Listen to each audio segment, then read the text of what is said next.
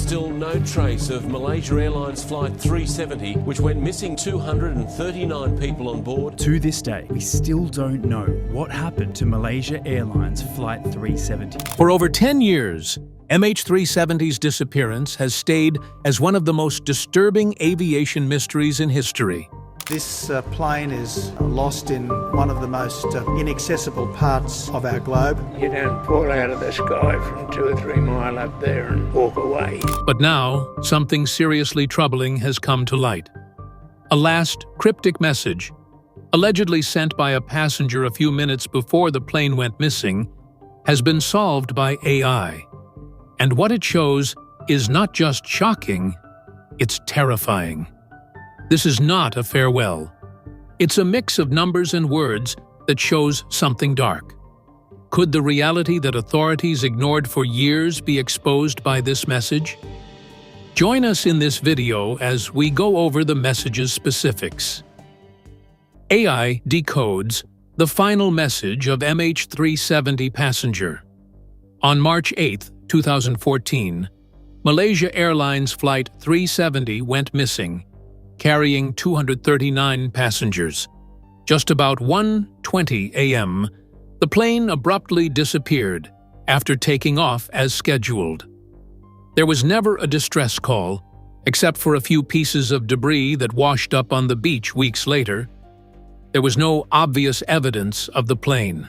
Investigators and search teams worked for years to determine what had happened. How a modern airplane could vanish so totally was beyond explanation. However, a discovery in 2025 altered everything. It began when computer specialists re-examined historical satellite data and discovered an odd signal from the period when MH370 disappeared. Initially, people believed it to be a mistake or simply broken data. But when they took a closer look, they found it came from a passenger's phone.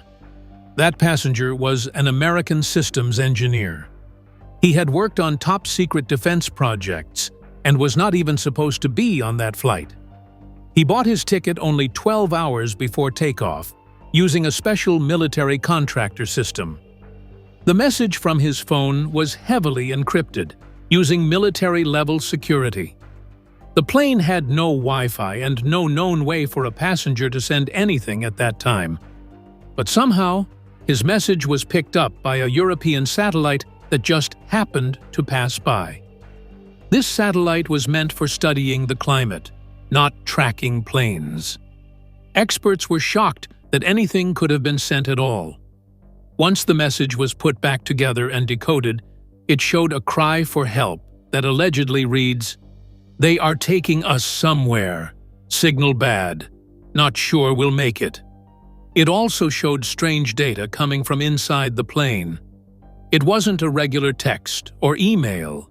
It looked like something meant to check the plane's environment, like a secret tool running in the background. The data showed signs of serious problems. Air pressure inside the plane dropped suddenly. Electrical readings jumped way above normal. The temperature inside dropped by 20 degrees in under 2 minutes. All of this happened after the plane had already lost contact with the outside world. Even more disturbing was what came next in the file: a short audio clip. It was 6 seconds long. There were no voices, no engine noise, no talking. Just slow, heavy breathing. It was calm, but clearly stressed, like someone trying not to panic. Experts confirmed it was his breathing by matching it to earlier voice samples from his security files. It seemed like a final message, one without words. The last part of the message held GPS coordinates. These were deeply hidden and written in code. When experts translated them, they pointed to a part of the ocean no one had searched, a secret military zone used by navies for sonar testing. It's a place where civilian ships are rarely allowed. This spot was never included in the official search zones. That raised big questions. Did someone purposely guide the plane there?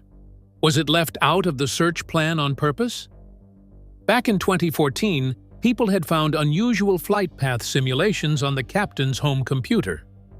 One path showed the plane going into that same part of the ocean. At the time, officials said it didn't mean anything. But in 2025, experts compared his message and the captain's flight plan, and they matched. The turns, the altitude, even the pauses in flight all lined up.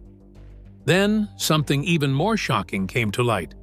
A hidden file from the Malaysian government showed that they received his signal just hours after the plane vanished.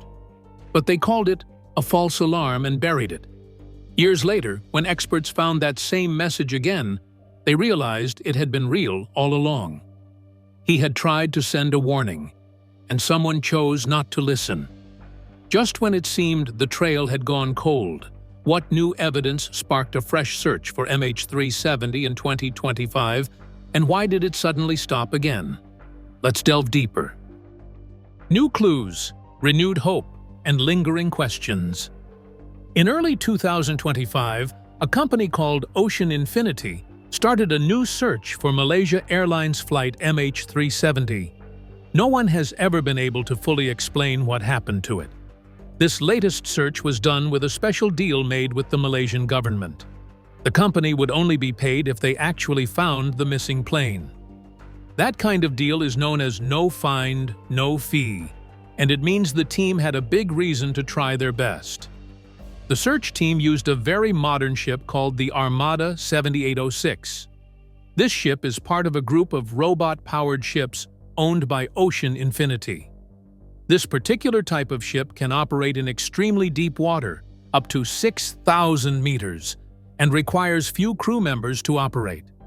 Several advanced underwater robots were aboard the Armada 7806. Autonomous underwater vehicles, or AUVs, are the term for these robots. Without having to stay as part of the ship, they are able to enter lower into the ocean and search the seabed.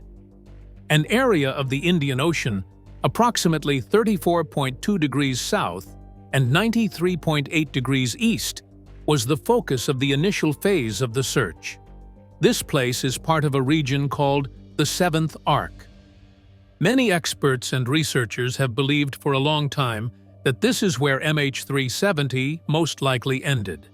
Two independent researchers have been very involved in trying to figure out where the plane went. They believe this area holds the answer based on satellite signals and flight data. After scanning that first area, the team moved further south to another place around 35.7 degrees south and 93 degrees east. This second spot was picked based on ideas from two other experts, Jean-Luc Marchand and a colleague. This area hadn't been searched before, so it gave the team a new chance to look where no one else had gone. It's still part of the Seventh Arc, but it had a slightly different pattern that matched new studies. Then, on March 28, 2025, something happened. The Armada 7806 began sailing back toward Singapore, even though the search didn't seem finished. Some people were confused and thought the mission had ended. But just a few days earlier, on March 25th, a formal contract had been signed between Ocean Infinity and the Malaysian government. This made it clear that the mission was real and official. Still, it is not clear whether any part of the work done before the contract was signed was part of the official deal or not. Experts now believe the search was paused mostly because of the weather. As the southern weather moves toward winter, the ocean in that part of the world becomes very harsh. Big waves, strong winds, and cold temperatures can make sea searches harder and more harmful. It seems like the team took a break to wait for better weather, and they are expected to return before the end of 2025 to keep looking. One thing that slowed the search was that the Armada 7806 could only carry and use 3 AUVs at a time. In a 2018 search, a different ship called Seabed Constructor was able to use up to 8 AUVs. Because of that, the newer ship couldn't cover as much area at once. In the next phase, the team may choose to use a bigger ship or more AUVs to speed up the process. Even though the ship went back to port, that doesn't mean the work is over. All the data that was collected, such as maps of the ocean floor, sonar images, and water conditions, needs time to be carefully looked at. It could take weeks or even months to check everything. The underwater robots used, called Hugin 6000s, are some of the best tools for this kind of deep-sea work. There are still a few important places left to search. One area is called Broken Ridge, located at about 32.5 degrees south and 96.5 degrees east. This place was suggested by debris hunter Blaine Gibson and oceanographer Charitha Patiarachi. Another key location is based on a unique study by Richard Godfrey. He used weak radio signals called WSPR to trace the plane's path. He believes MH370 may have ended near 29.128 degrees south and 99.934 degrees east. Only part of that area has been searched so far. Godfrey's theory is based on how these radio signals get disturbed when a plane flies through them. His location, ME, also matches satellite data and even a flight route that the pilot, Zahari Shah, once practiced on his home simulator. Godfrey thinks the plane went into a sharp and fast dive before it hit the ocean. There are still issues about how the flight ended. Some people believe the plane went down slowly, while others think it crashed hard and fast. Some pieces of the plane look almost whole, while others are broken into small bits. The real answer is still not gotten. For now, everyone is waiting to see if the search later this year will finally bring closure. What if the crash wasn't an accident at all? What if someone meant for it to happen, and a passenger's final message reveals the truth? Let's find out. Evidence suggests MH370 may have landed intentionally. The text message allegedly sent by a passenger on board the missing Malaysian Airlines flight MH370 has sparked new interest in what might have really happened on the night the plane disappeared. The message, which reportedly came through a satellite signal, is brief but powerful. Though the message has not been officially confirmed, experts say it could be important if it is real. It appears to show that someone on the plane was alive and aware of a strange situation after the aircraft had gone off course. The short sentence suggests that the passenger believed they were being taken somewhere against their will, and that they were uncertain about whether they would survive the flight. The part that says "signal bad" hints that the person was trying to reach out from a remote or blocked location, likely somewhere far from any regular cell towers or communication systems.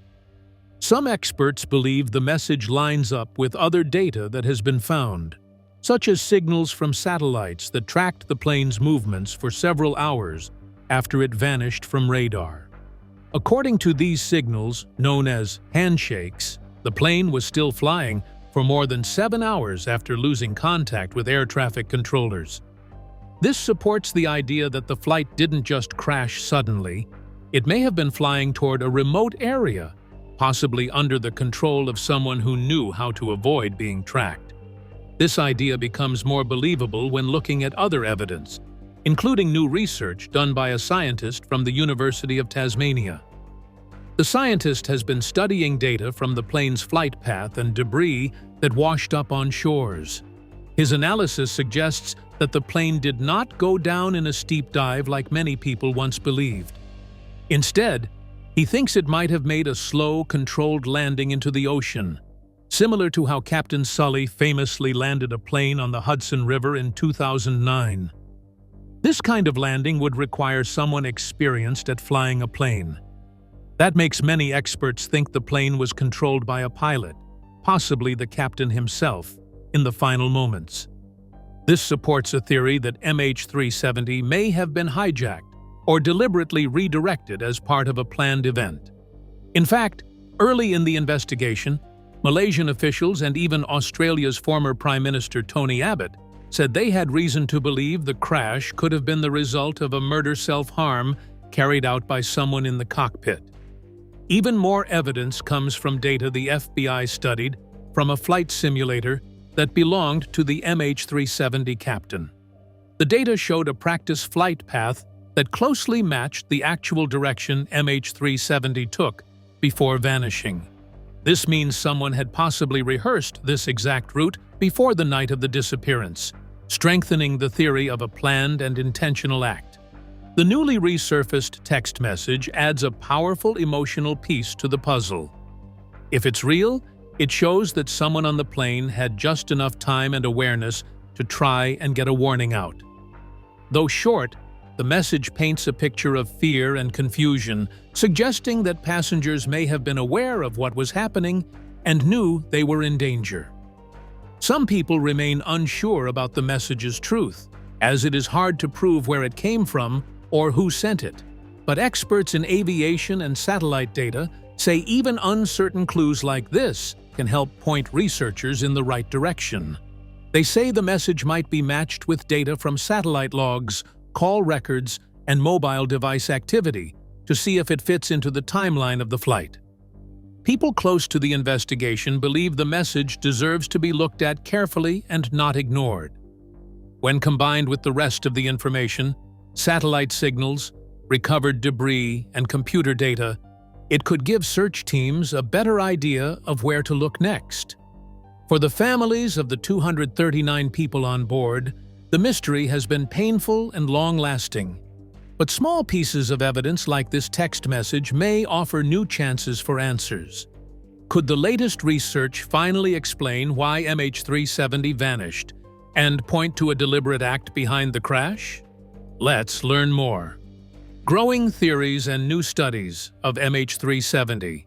Richard Godfrey, an experienced aerospace expert, has spent years studying the disappearance of Malaysia Airlines flight MH370. In one of his most detailed reports yet, he suggested something very shocking. This plane didn't just crash by accident. He believes it was deliberately taken down. The way it was flown, the systems that were turned off, and the final movements all point to something done on purpose. Godfrey explains that the plane's communication systems didn't stop working all at once. Instead, they were turned off one after the other. That's not something that usually happens with a power failure or explosion. It shows someone was likely in control, turning systems off to hide the aircraft from detection. For example, the transponder, which helps air traffic control see the plane, went silent. Then the ACRS system, which sends data about the flight, was shut down too. The flight path also adds to the suspicion. At a point called the Igari Waypoint, the plane was supposed to change from Malaysia's air traffic control to Vietnam's. That handover time is often when no one is fully in charge. According to Godfrey, this may have been the moment when the person in control decided to make their move. Not long after, the plane made a sharp U-turn and headed back across Malaysia. This turn wasn't casual or uncontrolled. Other pilots have tried to copy that same turn in simulators and found it very difficult to perform. That means whoever did it had strong flying skills. This wasn't something an autopilot would just do. It was done by someone who knew what they were doing and likely had experience flying that type of aircraft. Godfrey's analysis also talks about the plane's path after that turn. The person flying seemed to be avoiding radar coverage. The aircraft moved in a strange pattern, first toward Penang, then up the Malacca Strait, then away from radar altogether and into the open Indian Ocean. At one point, a mobile phone registered on a cell tower near Penang. That phone belonged to the co-pilot, which suggests he may have tried to use it. But the connection was brief. Some experts think this could mean he was no longer in control of the plane or already unconscious. Godfrey and other experts now believe that the cabin may have lost pressure, causing everyone on board to lose consciousness. This condition is called hypoxia, and it happens when people don't get enough oxygen. If someone intentionally reduced the air pressure inside the plane, it would make the passengers and crew fall unconscious quickly. Only the person wearing a long-lasting oxygen mask, like the pilot, would remain awake. As the plane kept flying south over the Indian Ocean, it vanished from radar. but Godfrey used a special tool to track it: WSPR technology, which stands for Weak Signal Propagation Reporter. This method tracks disruptions in radio signals caused by aircraft. Even though the plane was far from radar, these signal interruptions matched the likely flight path of MH370. By using this WSPR data, Godfrey and another aviation expert, Jean-Luc Marchand, estimated the aircraft's final location. They believe it went even further south than earlier searches guessed, beyond the 7th arc, the area where most search missions had focused. According to their findings, the plane was controlled all the way to the end. This means it didn't simply run out of fuel and drop into the ocean. Someone was guiding it down slowly and calmly. There's one final part of the flight that makes this even more suspicious. Just before it disappeared from all tracking, the plane appears to have made 2 full turns in the sky. That's not something autopilot would do. Experts say this could mean the person flying was either thinking about how to end the flight or deliberately performing a move before crashing. The step-by-step shutdown of communication, the tricky flight path, the loss of cabin pressure, the use of oxygen, and the final turn. All these signs point to the rumored idea that MH370 was crashed on purpose. Do you think someone crashed MH370 on purpose? Share your thoughts in the comments section below. Thank you for watching this video. We hope you found it interesting. Don't forget to like and subscribe. Click the next video shown on your screen to catch up on your favorite celebrity stories. See you there.